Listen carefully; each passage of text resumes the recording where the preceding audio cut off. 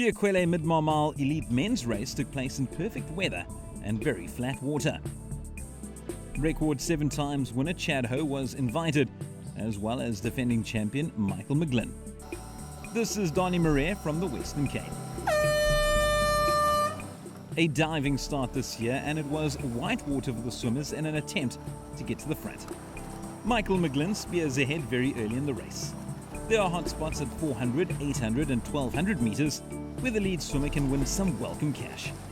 The main race was behind McGlynn, that is between Donnie Marais, Chris McGlynn and Connor Buck. Michael McGlynn wins the 1200 meter hotspot on his way to the finish.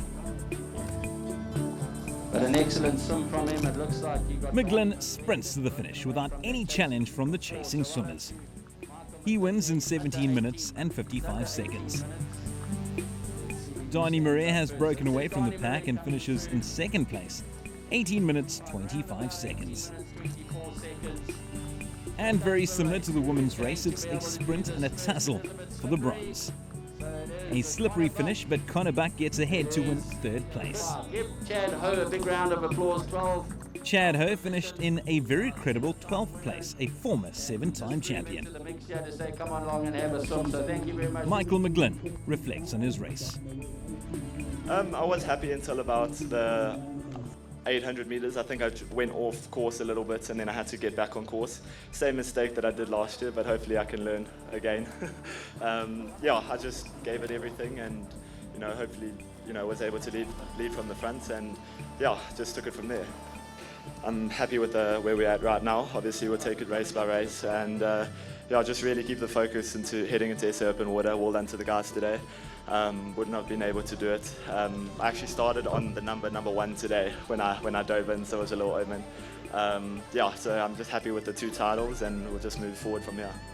Yeah, Aquile have always been there for us. It's 12 years now that they've stood by us, and we really appreciate that support. And they have committed themselves, in trying circumstances to our 50th anniversary in 2 more years' time.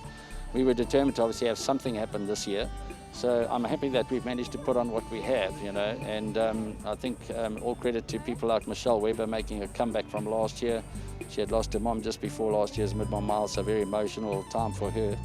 And then today to see where they're at after the COVID. So, and Michael McGlynn, really looking at the way he swam away and repeated last year's performance. I think we've given them an opportunity to be able to prepare themselves for 2 weeks' time for the South African Championships.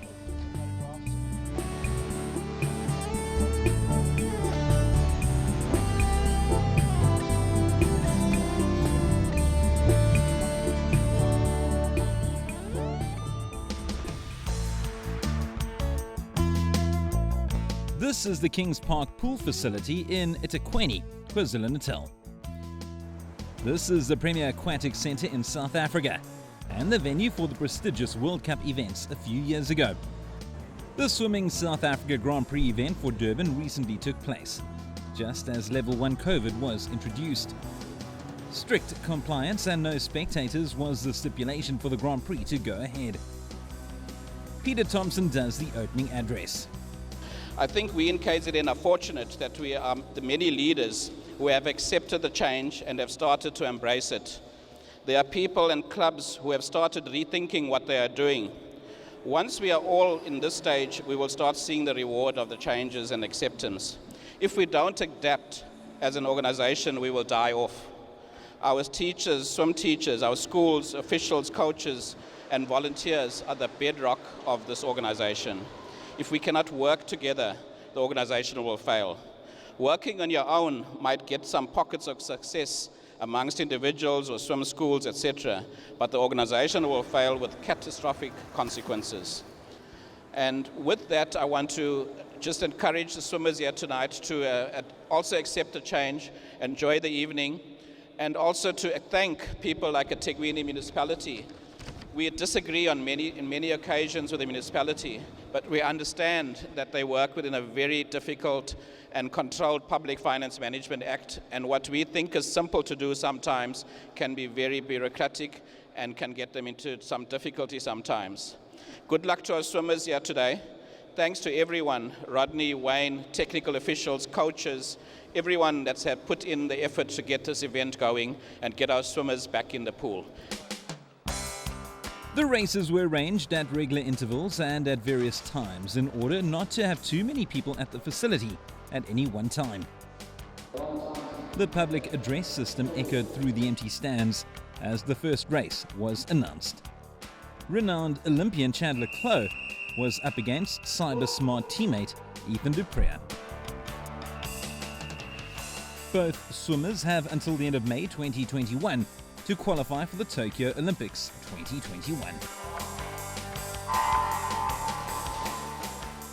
This is the 200-meter butterfly event for men, and yes, only 2 entries for the showdown. There is still the SA Nationals set for Port Elizabeth in early April. That is the official Olympic qualification gala. It is an important swim, and one that is very difficult without any spectators cheering you on. These are serious campaigners however, and they realize the importance of competition and recording good times. They touched together after 100 meters, and it looks like they're on track to get below the qualifying time of 1 minute 56.48. Ethan Prix is high out the water, and the power of his stroke is deceiving. Prix turns first, and very quickly, as he tackles the final 50 meters. Chandler Clough looks relaxed and comfortable. He returned from Turkey recently in order not to be stuck in a foreign country with the COVID-19 clampdown. A long glide from the Clough, and he'll kick into a strong finish rhythm. Ethan Prix, however, is up to the challenge. He wants to qualify today, right here and now. He grabs a body length on the Clough as he makes his way to the wall. Can he do it? 1 minute 56.16, and he has his qualifying time. How amazing! Not only has he beaten his hero and former Olympic champion, he has qualified for Tokyo 2021. He is happy. And Chandler Clough, what a gentleman. And what a role didn't he play in getting his teammate to qualify? We really can allow Ethan his glory. Event organizer Wayne Ridden does the interview. Ethan, happy man. I can see you jumping up and down there. Not very nervous, but you've trained in this pool, fortunately, for a few weeks now. Do you think that's made a huge difference to that time you've just done? I think it does make a huge difference for me because I got used to the pool, got used to the turns, the dive. Everything just helped me, you know. And the swimming alongside Chad for this last month or so must have been also a huge help to you. It was really a huge help to me. I would like to say thank you to Chad to actually taking me under his wing and showing me the ropes and showing me what to do. Well, you say well done there. Going out there, were you a little bit nervous? You never know what Chad's going to do on a 200 either. And you sort of picked up the pace. Obviously, he's got a good start, and you went into that first turn and you looked pretty confident. Were you confident at that stage? I was very confident, actually. I felt like I can do this. I've got this. This is all mine. Well, you had to come back on a 59.5 to equal the time, so you've obviously come back just under 59.5. Your touchpad on that side wasn't going off, but at the 100 mark, you were on 56.6. So, do you normally come back under a minute every time? No, this is actually my first time coming back under a minute. Well done, and I must say, it was excellent to start off the Grand Prix here in Durban. We say thank you for starting us off with the Olympic qualifying time. You can go and loosen down, and we'll chat to Chad. Chad, 2018 was your last 200 long course swim and a 200 fly, if I remember. Is that right? Yeah, and that was a great swim by Ethan. So hats off to him. That was incredible. A little slow for me. I thought I'd be a bit faster, but first race of 2021, and we'll hopefully get the time maybe tomorrow or maybe next at Nationals in 2 weeks' time. Well, Chad, I've had the privilege of watching you over the last sort of like 6 weeks or so, and I've seen the mileage you do, so I'm sure your body can be excused for that. But a very difficult one, starting off the tournament as well. You need a bit of racing. Are you in the 200 backstroke later? Yeah, absolutely. Got 2 back in a couple of minutes, so we'll see how that goes. Hopefully a bit better than this. But yeah, I had no expectation coming in here. I told Ethan, one of us better get the time, preferably him. And yeah, really, really great swim. I think I'm a little upset he came past me like that at the last turn, but we'll work on that next week in training. But good job to Ethan, good job to Bala, and thanks to everyone. Thanks to you, Wayne, for putting this up, and yeah, great to be back.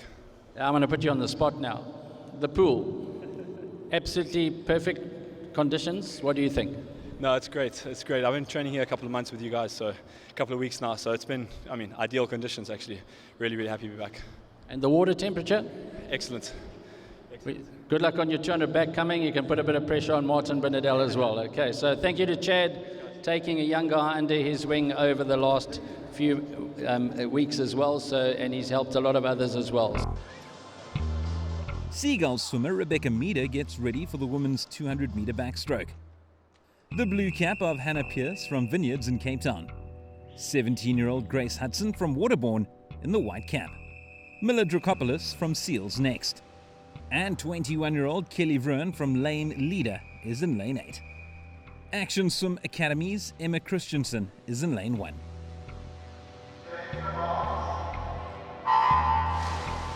A very even start and an exceptionally long glide from Rebecca Meader in lane 4.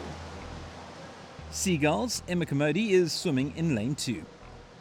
Lane 3 belongs to another Seal swimmer, Emma Kuhn. If you haven't noticed, there are 3 Emmas in this race, and they are all next to each other in lane 1, 2 and 3.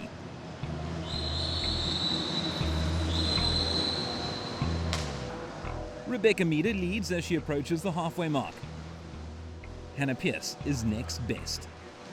And then Grace Hudson from Seagulls in Durban. Meader is doing well, yeah. This is not her main stroke, but she's looking very impressive. She's not on track for a qualifying time, but she will be happy with the win. She has a 2 times a body length lead as she approaches the wall. 2 minutes 16.01. Hannah Pearce follows 3 seconds later. And then another 17-year-old to look out for in the future, Grace Hudson from Waterbourne. Emma Christensen is unlucky not to medal from lane 1. There is our winner, Rebecca Meader. Confirmation of that result. Meader from Pearce, Hudson, and then Christensen and Engelbrecht.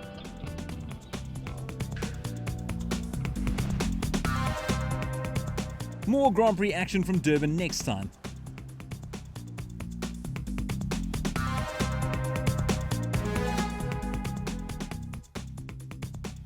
I'm Jerry Calbert. Please stay safe, and thank you for watching.